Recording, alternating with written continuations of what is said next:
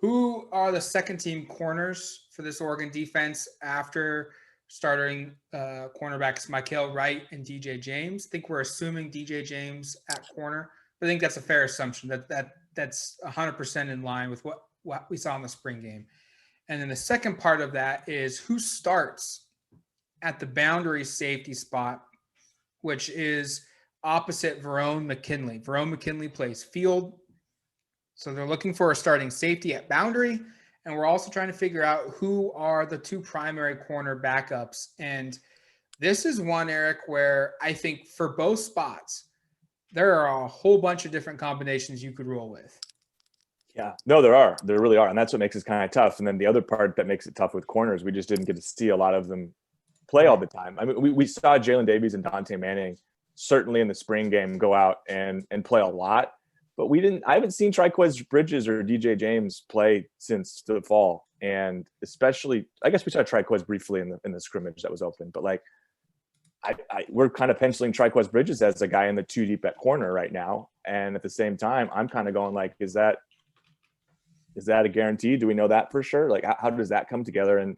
And then there's two true freshmen who haven't enrolled yet. What happens with Devontae Dickerson? What happens with Darren Barkins when those guys get on campus? How does that impact things?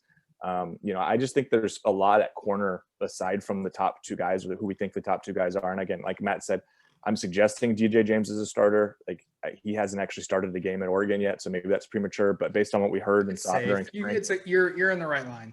I think we can call him that. Yeah. But the guys after him, there's a lot of guys. And then you're right, safety is the same thing. Like Steve Stevens, the fourth, started the spring game, and I think it was Jordan Happel was with the first team in the scrimmage. So that's already from one practice to another over a couple of weeks, a little bit of a shift there. And does that continue to take place? But then it's not just those two guys. Like Bennett Williams is here. Brian Addison is practicing and making plays at safety. And we saw two true freshmen in Jeffrey Boss and Damon David at least look like players. And I don't know exact where everybody fits. I think Boss is probably more nickel than he is boundary, but there's a lot of talented young safeties on this team too. And so like, I think Steve Stevens, the fourth, probably makes sense in my head of like, this was a really highly regarded safety. It's still a highest regarded safety signing in program history. And he's been in the program now for almost 4 years. Like, he seems like a logical choice to fill that. But I also go like, we can't really discount one of these younger guys. And Jordan Happel's also like probably the most experienced player on this entire defense, based upon his time at Boise State as well. I think Dante Manning's going to be your third corner. So when you have to play 3 or 4 guys, Manning, if one of your two guys gets hurt, this is a better way of explaining it. If one of your two guys that starts gets hurt, I think Dante Manning is your third guy, and he elevates into that starting lineup. And then after that, it's a battle for that fourth spot at corner. Is it Triquez Bridges? Is it Jalen Davies? Where does JJ Greenfield fit into the mix? Barkins, the freshman. The other freshman's name is escaping me. Dickerson. Yeah, Dickerson, 4-star guy. Does he get into the mix? So right now, I feel pretty confident in Dante Manning being that third corner.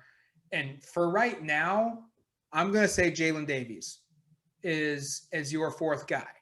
And it's now up to Jalen Davies to stay there and try and fend off a Triquez Bridges, a Greenfield, a Dickerson, or a Barkins. And can they do it?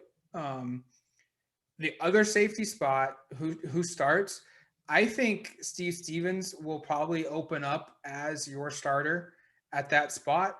But I think this might be a committee approach, Eric. We might see a guy start 5 games and then someone else start 4, and you've got 2 other guys to make up the last 3 or 4 games that Oregon plays in the regular season to start. And it might be a case in which it's, okay, who are we playing? Oh, we're playing Washington State. They're going to play a ton of guys. They're going to play a ton of receivers. They're going to throw the ball over the place. We need to stick with a guy that's good in coverage.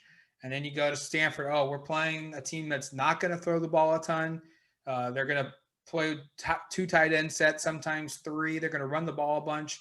Let's play the guy that's the best suited to stop the run, right, and is maybe solid in pass coverage. I think that's what we're going to see at this safety spot. I think Stevens will probably be the one, But this is one in which I think from week 1 to week 13, there'll be 2 oars next to the number 1 starter. So 3 guys will basically be listed as co-starters.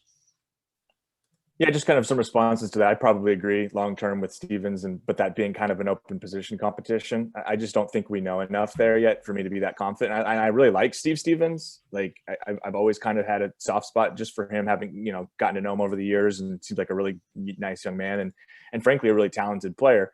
Like, would be fun if he finally got a chance. I mean, I think maybe it's overlooked by fans, but like Oregon signed Steve Stevens, Javon Holland, and Verone McKinley the third all in one cycle. And Stevens was the highest rated of the 3 guys. And the other 2 have then gone on and started. Javon's now in the NFL. Just got drafted in the 2nd round. And Stevens still hasn't started a game yet. I think he may have started one last year, but still hasn't been a full-time starter yet. And he was brought in, thought to be the best of the 3 guys based on recruiting rankings. So I still think I like the upside there. And then at corner, I think, I think we see the backup slightly differently, which is kind of the fun part of this, because I probably have Triquez maybe as my 3rd guy, just based upon the fact that he got the first team run during the practice where Mikhail was out during the spring thing, but then he didn't play in the spring game. So and that's why it makes it hard, because I want to compare Triquez to Dante and Jalen, but we don't have a lot of tape to know that. And, and then I probably, like I said, I probably would go like Triquez 3, Dante 4, Jalen 5. And it sounds like you're going Dante 3, Jalen 4, Triquez 5. I don't think anybody really has a great idea outside of those in the position room right now, because we just don't have a whole lot to build off of. And we've heard positive things about everybody when asked about it. But the reality is Bridges didn't play in the spring game, and the other 2 guys we didn't see play hardly at all. I don't think Manning played at all in the scrimmage. So it's like, it's really uneven right now trying to assess that. Which is what makes this so fun going into spring. Obviously, the upsides there with Manning as the former 5-star. It's going to do it for us here on the Odds and Audibles podcast. Thank you for listening to the show. Hit that like and subscribe button on YouTube. And make sure, most importantly, to go to duckterritory.com. Check out our work for the full story of questions Eric's got up on the site. You can read it there. And if you're not a VIP member, you can do so and become one for as low as $1 for your first month. So make sure to jump on that as well. Recruiting season is literally days away, weeks away.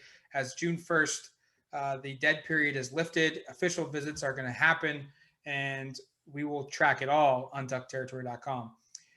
And until we do our next episode, you've been listening to the Odds and Audibles podcast. Talk to you later, folks.